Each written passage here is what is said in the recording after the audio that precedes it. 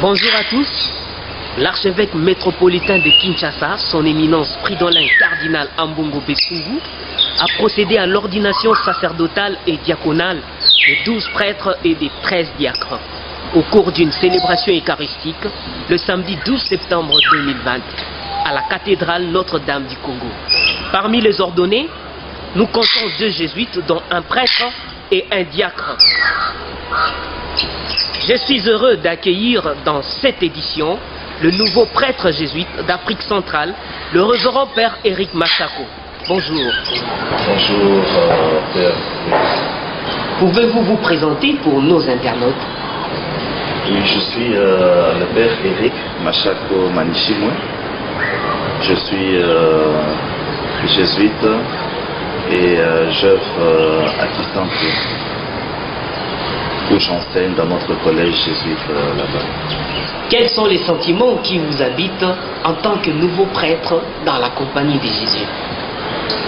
Les sentiments qui m'habitent présentement en tant que nouveau prêtre dans la compagnie de Jésus, c'est des sentiments de grande joie, mais en même temps aussi des sentiments de responsabilité et d'humilité.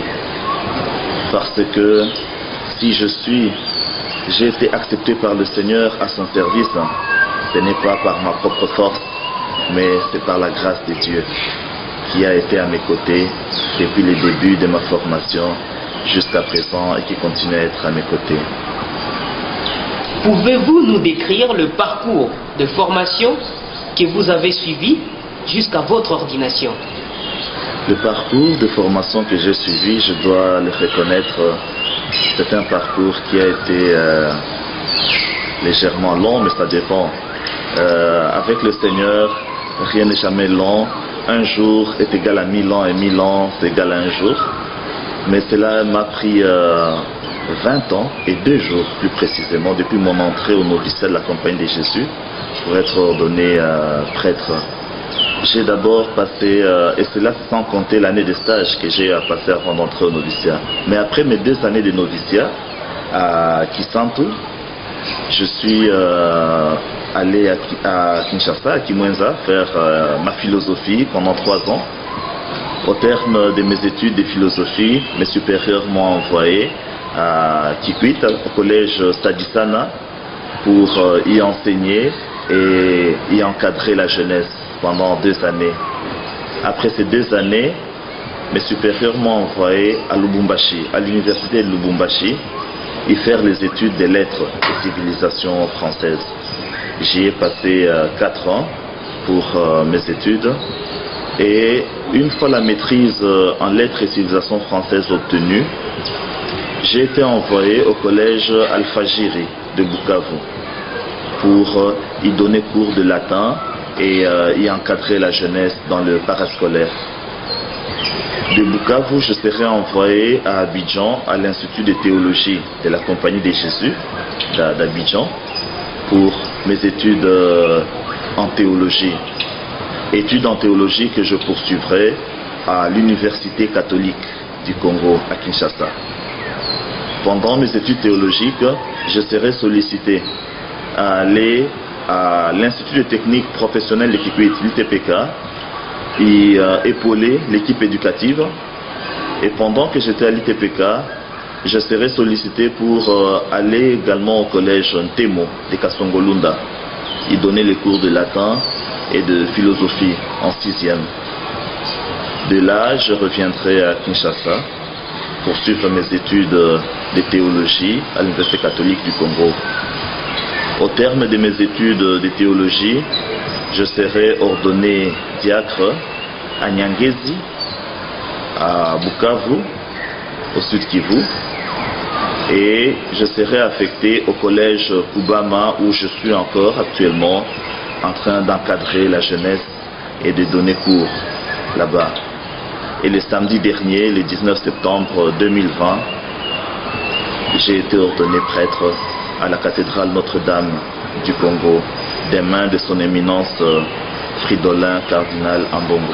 Quelle a été l'étape de formation la plus marquante dans votre formation jésuite? Dans ma formation jésuite, l'étape de formation la plus marquante, c'est l'étape de la théologie.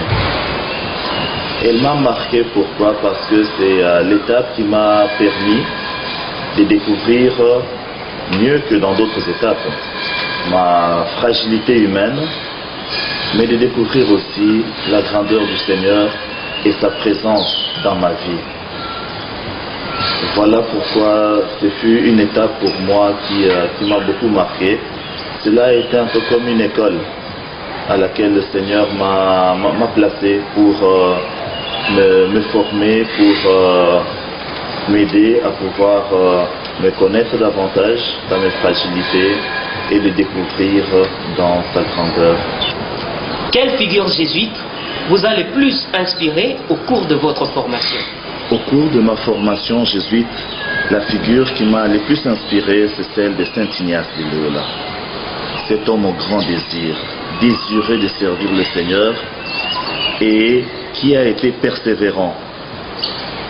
Il suffit seulement de voir les différents épisodes où il a eu à rencontrer un peu de résistance il a même été emprisonné, où on lui demandait un peu de pouvoir étudier un peu, et on lui demandait même quand il est parti à Jérusalem voulant passer toute sa vie là où le Seigneur a vécu, on l'a retourné en Espagne pour pouvoir y vivre. Il a obéi, mais il n'a pas cessé de servir le Seigneur. Il n'a pas abandonné, il n'a pas renoncé à son rêve.